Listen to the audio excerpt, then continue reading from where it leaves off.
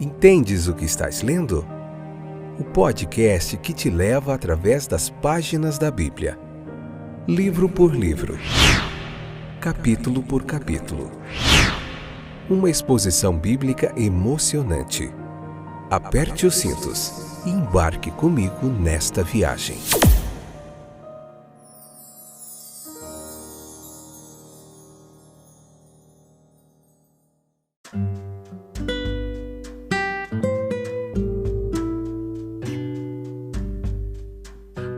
Olá, estamos de volta, eu sou o Fábio e esse é mais um episódio do podcast Entendes o que estás lendo? Esse fantástico momento de reflexão bíblica, de aprendizado. Que bom que você voltou, como vai você? Tudo jóia? Tudo beleza? Então vamos lá, estamos terminando o livro de Êxodo, bem pertinho do final. Esses últimos capítulos do livro de Êxodo também nós conseguimos fazer em um único episódio. Um pouquinho menos de conteúdo, está caminhando um pouquinho mais depressa. Vamos lá, já estou trabalhando no livro de Lucas, nosso próximo livro, que a gente vai aprender muita coisa legal, e a gente vai voltar para 4 episódios, que é bastante conteúdo, bastante coisa legal, você não pode perder, tá bom? Vamos hoje continuar aqui então, leia o capítulo 37 do livro de Êxodo, segundo as suas possibilidades, depois vem para cá, convida mais gente, para nós juntos aprendermos mais um pouquinho aqui nessa pregação expositiva, que tem sido um momento muito jóia, muito precioso, de muito aprendizado.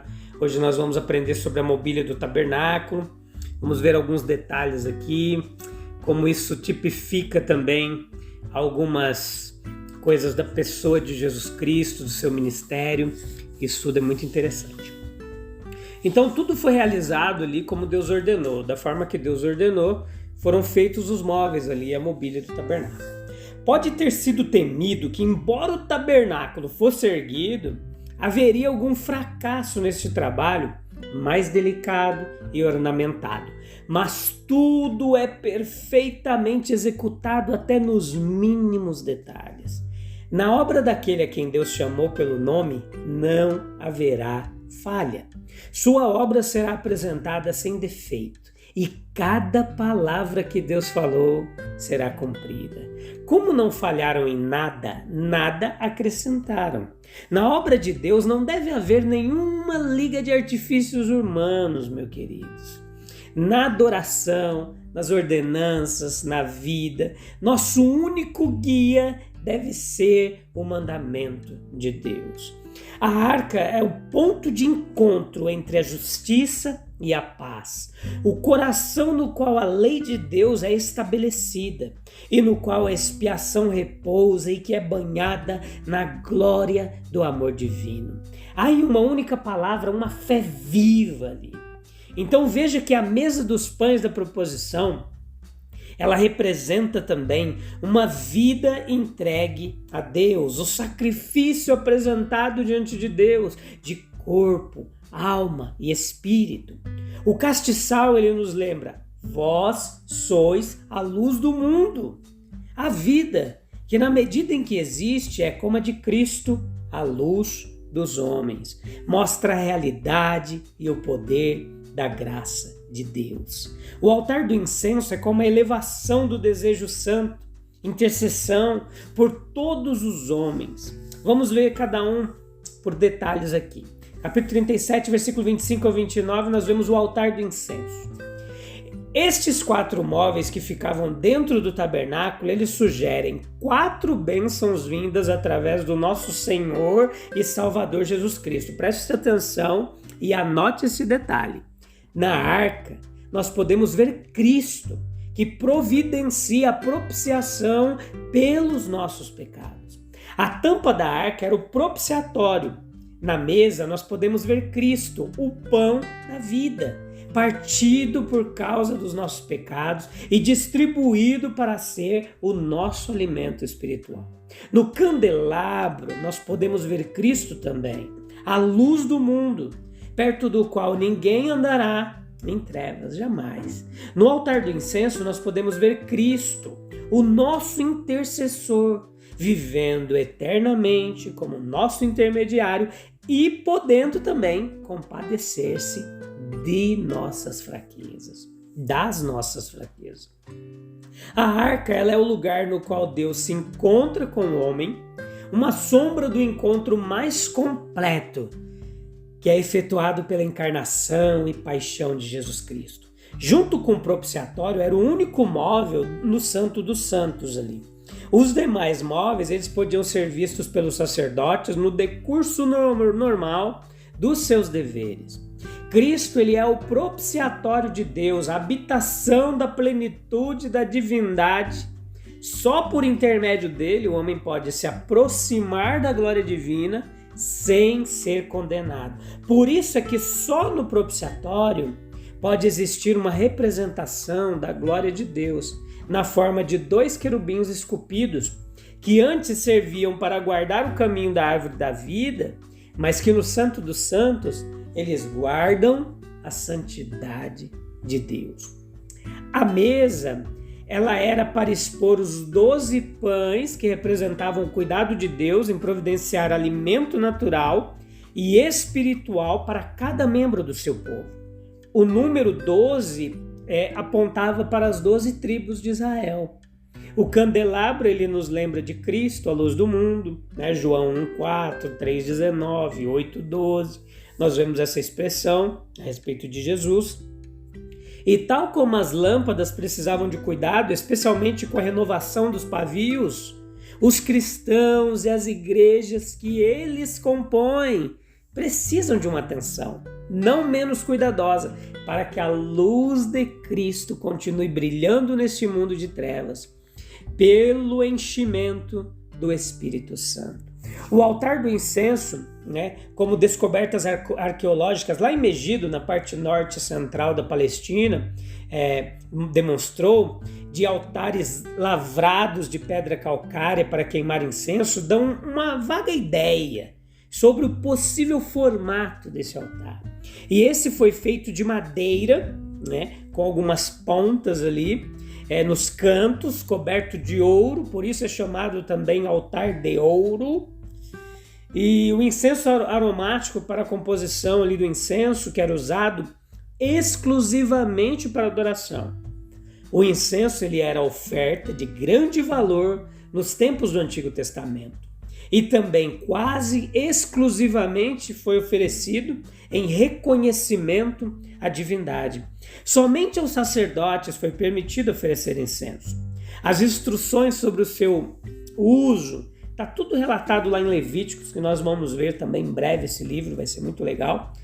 E somente aos sacerdotes foi permitido oferecer esse incenso. Na Bíblia, o incenso, ele é um símbolo, uma representação das orações. É de se notar que o incenso, ele foi incluído nas ofertas trazidas pelos magos a Jesus, lembra? E que significa um possível reconhecimento da divindade daquela criança recém-nascida. Pode ver lá em Mateus capítulo 2, versículo 11, se nós não estivermos enganados. Pode parecer estranho que Moisés, quando registrou tão completamente as instruções dadas a ele no monte para a fabricação de todas essas coisas, registrasse aqui como particularmente a fabricação delas, e quando poderia ter sido suficiente apenas dizer, em poucas palavras, que cada uma dessas coisas foi feita exatamente de acordo com todas as instruções relatadas e antes recitadas. Temos certeza de que Moisés, quando escreveu por inspiração divina, ele não usou vãs repetições. Não há palavras vãs nas Escrituras. Por que então tantos capítulos são ocupados com essa narrativa, que somos tentados a considerar desnecessárias e tediosas? Devemos considerar que Moisés ele escreveu principalmente para o povo de Israel, a quem seria de grande utilidade ler e ouvir muitas vezes esses tesouros divinos e sagrados que lhes foram confiados. Esses vários ornamentos com os quais o tabernáculo foi fornecido, eles não foram autorizados a ver, mas apenas os sacerdotes, e portanto era necessário que fossem descritos em grande parte, particularmente para eles. Aquilo que eles devem ler novamente, para que não deixem de fazê-lo, é escrito de forma repetida. Assim, muitas das mesmas passagens da história de Cristo são relatadas no Novo Testamento por 2 ou 3 e alguns por 4 dos evangelistas, pela mesma razão, para nós não se esquecermos. As grandes coisas da lei e do Evangelho de Deus, elas precisam ser inculcadas em nós repetidamente. E Moisés mostraria assim o grande cuidado que ele e os seus operários tomaram para fazer tudo exatamente de acordo com o padrão mostrado a ele no monte. Tendo antes nos dado o original, ele aqui nos dá a cópia, para que possamos compará-los e observar como exatamente eles concordam entre si. Assim, ele apela a todos os leitores a respeito de sua fidelidade àquele que o designou, e em toda a sua casa, em todos os detalhes dela. Assim ele nos ensina a respeitar todos os mandamentos de Deus sem uma única exceção. Ninguém pode ser tão pontual em seu dever, mas Deus será tão pontual em seus avisos. Ele não é injusto para esquecer a obra e o trabalho de amor em qualquer caso.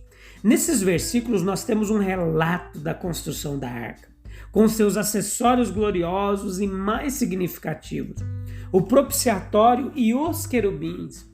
Considere aqui esses 3 juntos, e eles representam a glória de um Deus santo, a sinceridade de um coração santo e a comunhão que existe entre eles em e por um mediador. É a glória de um Deus santo que ele habita entre os querubins, isto é continuamente assistido e adorado pelos anjos abençoados, cuja rapidez foi significada por seus rostos, sendo um para o outro. Vejamos mais aqui que é o caráter de um coração reto que, como a arca do testemunho, tem a lei de Deus escondida e guardada nele.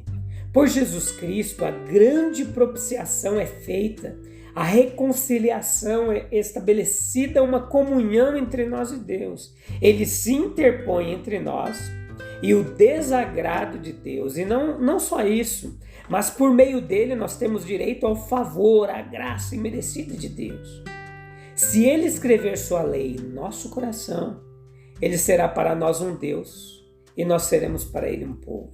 Do propiciatório ele nos ensinará e ali nos aceitará e se mostrará misericordioso com a nossa injustiça. E sob a sombra de suas asas estaremos seguros e tranquilos. O mundo é seu tabernáculo. Sua providência nele estende uma mesa para todas as criaturas. Ele fornece comida para toda a carne. A igreja é seu tabernáculo. Sua graça estende uma mesa para todos os cristãos. E recheada ali com o pão da vida, né? Mas observe o quanto o evangelho ele excede a lei. Embora aqui houvesse uma mesa que apenas com pão da proposição, pão para ser visto, não para ser alimentado, enquanto estava nessa mesa e depois apenas pelos sacerdotes, mas para a mesa que Cristo ele estendeu na nova aliança, todos os cristãos são convidados, e a eles é dito: comam, amigos, venham comer do meu pão. O que a lei dava apenas uma visão à distância, o evangelho dá o prazer e uma calorosa recepção. A fabricação do candelabro, que não era de madeira revestida de ouro, mas toda uma obra batida apenas de ouro puro, isso significava aquela luz da revelação divina com a qual a igreja de Deus na terra, que é seu tabernáculo entre os homens, sempre foi iluminada, sendo sempre abastecido com óleo fresco de Cristo, a boa oliveira. As manifestações de Deus, de si mesmo neste mundo, são apenas a luz de velas comparadas com a luz do dia do estado futuro. A Bíblia é como um castiçal de ouro puro. A partir dela, a luz é difundida para todas as partes do tabernáculo de Deus, para que por ela seus sacerdotes espirituais possam ministrar ao Senhor e fazer o serviço de seu santuário. Vamos bendizer a Deus por este candelabro, ficar de olho nele continuamente e temer a remoção dele do seu lugar. Então veja que a construção do altar de ouro, no qual o incenso deveria ser queimado diariamente, que significava tanto as orações dos santos quanto a intercessão de Cristo, a qual se deve a aceitação e o sucesso dessas orações. Havia ali mais a representação, ali tinha argolas, as varas, todos os acessórios desse altar que eram revestidos de ouro, como todos os vasos da mesa e do candelabro eram de ouro, pois eram usados no lugar santo. Deus é o melhor. Devemos servi-lo com o melhor que temos. Mas o melhor com que podemos servi-lo na terra é ainda nada, comparado a tudo que ele merece. Beleza? Que legal a gente ver, né, o cuidado aqui desses móveis, os detalhes de como tudo foi feito, dos melhores materiais disponíveis. Tudo isso é muito representativo de como nós devemos fazer realmente o melhor para Deus. Beleza? Eu te encontro no próximo episódio, onde nós veremos o capítulo 38, depois o 39 e 40, para a gente encerrar o livro de Êxodo. Um abraço, a gente se encontra em breve. Fique com Deus. Tchau, tchau.